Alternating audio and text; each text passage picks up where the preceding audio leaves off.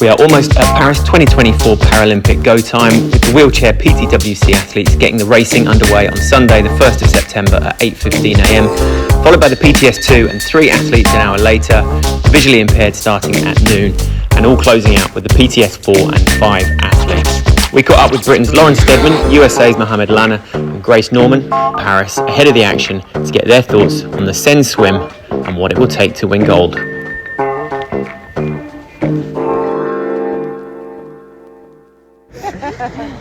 So, defending PTS5 Paralympic Champion Lauren Steadman, fresh from the swim fam.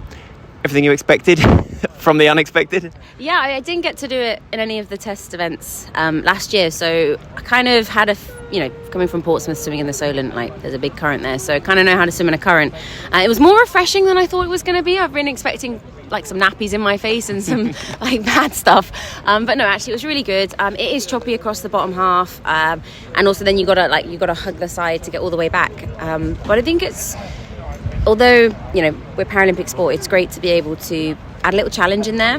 So I think that actually the standard of para triathlon, everyone will complete the course. Yes, it's tougher. Yes, it's choppier. But I really enjoyed adding that extra level to it. And then I can only imagine if it stays like this, clear blue skies to get onto the bike, that's when I think the race will come alive, because we're out, we're flying around the streets of Paris. And then I actually don't know who's going to take the tape. I do know that we've got the top 4 girls in the category, each have their own strengths, and I just couldn't call it. So I'll give it my absolute best. But I know the other girls will as well. Like you said, you've raced in pretty much every condition under the sun, so to have something that I guess none of you really have ever raced in, it just brings a whole other element to it. I think so. I mean, normally, we get a pan flat course, probably a motorway out and back, so, it's more so power, not handling. This has elements where you'll be in TT and you probably can be a bit of a powerhouse. Then you've got the technical elements of the corners, add on the cobbles, and it just sort of makes everything a bit harder to deal with. But as I said, we're not shying away from it. I think every athlete that's on that start line will have risen to the challenge. There'll be some things that people don't enjoy, don't like, and might catch them out, but I think every athlete will adapt and strike. How's the cycle been for you since Tokyo? The qualification has gone well, but it hasn't been straightforward, has it? I remember we talked probably 18 months ago now, and there was some injury niggles and so on that you had to overcome. It was more so from a mental perspective. My body is my body. I'm only 31, so hopefully I've got a few more in me. But it was just, I think I was a bit burnt out mentally, and I found it really, really tough. I've tried to express what I went through, but it's really difficult. And just since getting the gold medal, things weren't as plain sailing as I thought they would be. You think getting the gold medal is the pinnacle, and it's all up from there, but it's sometimes the hardest part. So navigating that, and British Triathlon have been incredible in getting me back. So I come into this games with a completely different pair of glasses on, and the lens is different, and I'm just trying to absorb actually being an athlete who completed the dream 4 years ago. So now the fact that I'm back here, I actually get to be part of it, absorb it, enjoy it, and just lay it all out there. I hope I can defend, but there's no guarantees in triathlon. Was some of that pressure you'd put yourself going into Tokyo to get that gold, do you think? It's got poked by Grace's coach. It started already. You say that question again? I was like, oh. Were you going into Tokyo having put a lot of pressure on yourself to get that gold? Do you feel like that was part of it? Or, people talk about the post-games come down, but not necessarily from a champion point of view. Yeah, I think it was that I spent 17 years hunting that gold medal, and it wasn't plain sailing. And I'm the kind of girl that there's so many things I want to achieve in life. Being a Paralympic gold medalist isn't the pinnacle of my life. So it was one thing I achieved, and I've kind of wanted to change towards something else now. So navigating that's hard, because when you've been one thing since the age of 11, how do you then turn and become something else? And I hadn't even thought about what happens when you get home from Tokyo with a gold medal. Mum and Dad went to work, my sister went to work, and I sat there with the dogs well, the medal's great, but what am I doing now? And I hadn't planned for that. So hence the PhD in wanting to help the mental aspect of what we go through, because I think from the outside it's easy to think, you swim, bike, run, you travel the world, you get to do amazing things, but it's such a pressured environment, and the intensity is so high, and you give everything in order to be your very best version on one day. Cards fell my way in Tokyo. They don't always fall everyone's way, so that's the hardest part. So I think learning from that, I've actually set myself up perfectly. I know what I'm doing after this games. I've learned from that before. I don't race anymore feeling as though I need to get that gold medal. Like, I got it, I proved it to myself. So now I'm actually racing, and I'm going to enjoy the blue carpet beneath my feet, the fans, the massive ass gold statues, like just everything that makes it a next level event, because Paralympics only happen every 4 years. And for you, you've been able to tick off what you felt you wanted to, and coming into here, you've got the glorious exhaustion that is ready to convert into power. I think so. I mean, I haven't had the lead in. I caught COVID in March, and I've been really, really ill with it. So I'm actually not the athlete that I would have liked to have been turning up here. But in another way, that also takes the pressure off again, because I'm not what I thought I would be at this point. So what I'm turning up with is the best I've got, and you can only do what you can with what you've got. So I'm not where I want to be, but you never know. We saw some incredible random performances at the Olympic Games where some athletes that were just the unknown just came out of nowhere. So maybe that'll be me. I just strike. Yeah. You talked about the top four.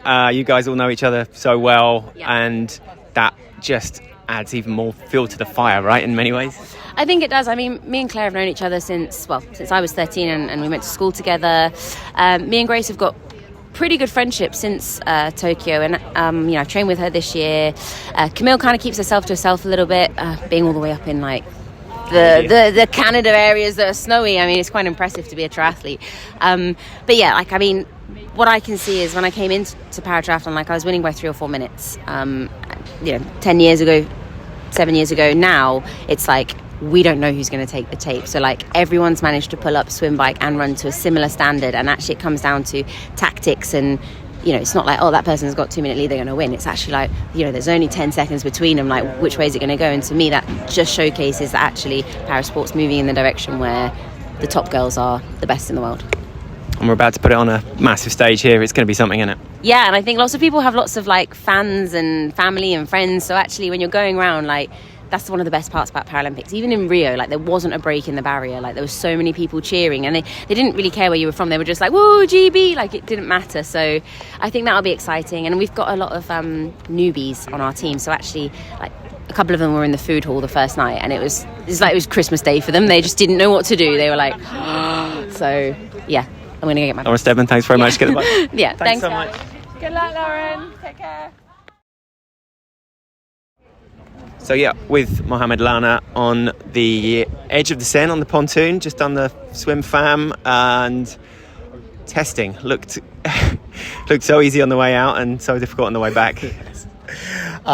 So we're happy to have a swim, so this is really good news. And then there's a big difference from the outbound and coming back against the current, but it's kind of easier now, knowing that we can swim along the river on the right side. It makes it easier, and having all the buoys and the lanes to help guide us and reduce the difficulty of the current. So that was a good thing. How's the team kind of discussion about it been? It's obviously something that none of us have experienced before. This isn't a swim that we've experienced, and we saw from the Olympic Games as well how it broke up the race. So presumably there's been a lot of chat about it among the team as well. Oh yeah, it's a lot of speculation. Everybody is plan A, point-to-point swim, no swim, so we keep going between these three. But at the end of the day, triathlon is an outdoor sport, and we race with nature. There is a lot of elements that we don't control. So as a triathlete, I learned to just do what I do best, train hard, prepare very well, and then race day, just come to the start and adapt to whatever situation nature will give us that day. So I try to not think too much about it. Whatever situation we're going to be doing on that race day, we're going to go for it and do our best. Yeah, because speculation is one thing, but there are certain things you can do. There's planning you can do out there, right? Whether it's sticking along the edge all the way to the exit ramp there, or which part you go through Invalides, because there's obviously bits there where it really picks up. Yeah, so of course, we had right now today, we tried to try different things, especially in the way back. It's straightforward, from the first buoy to the second buoy, how to take that turn and be smart about it, and working with the current, and then The last stretch, I think I would say the last 150 to 100 meters, where people will make different choices. Some will stick to the buoy line all the way to the swim exit. Some will try to pick a straight line and try to take the shortest line.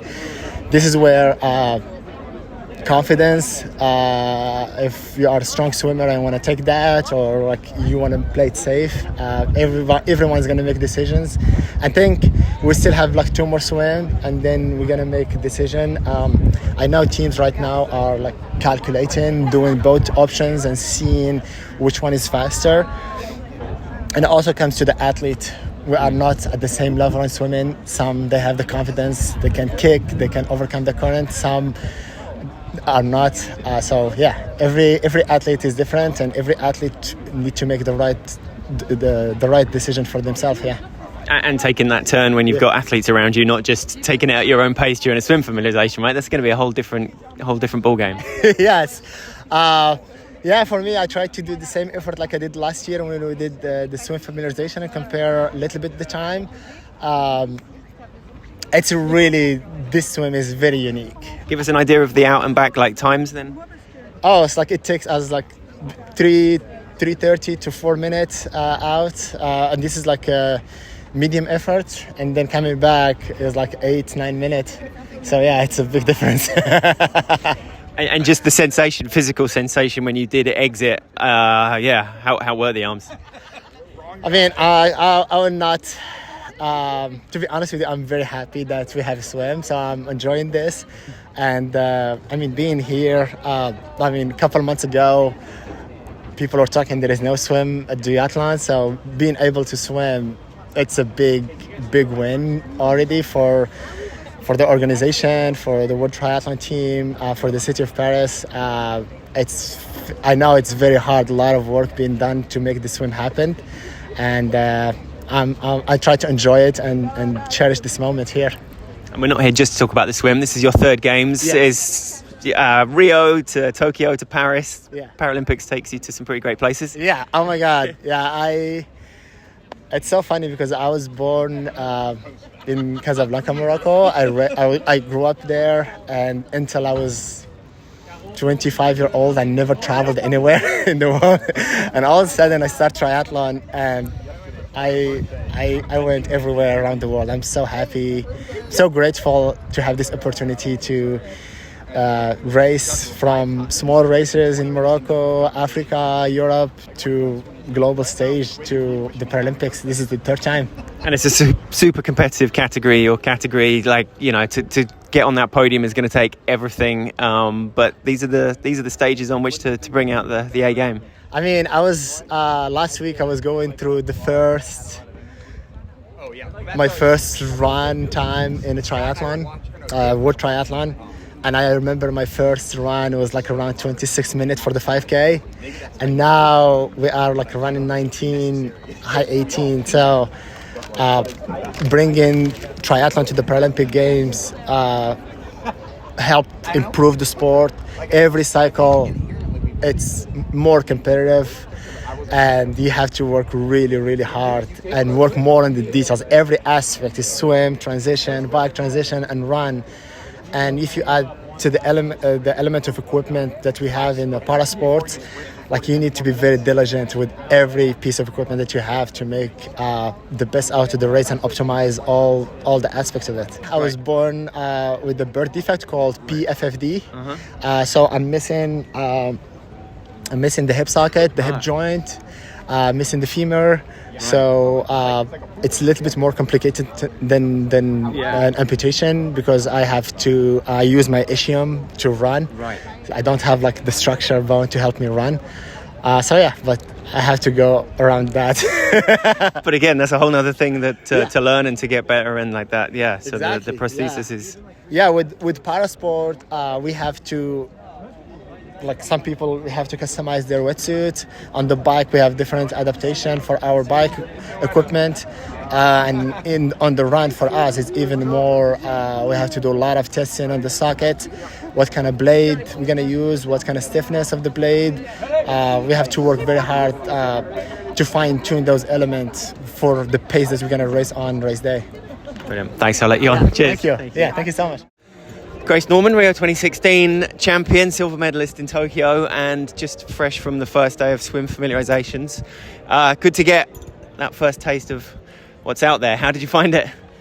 It was actually really fun. It's been a year since we swam here, and the river is much cleaner, and it's going to be fun. It was really nice to feel the current, very fast on the way out, so that'll be very different, but yeah, it was great.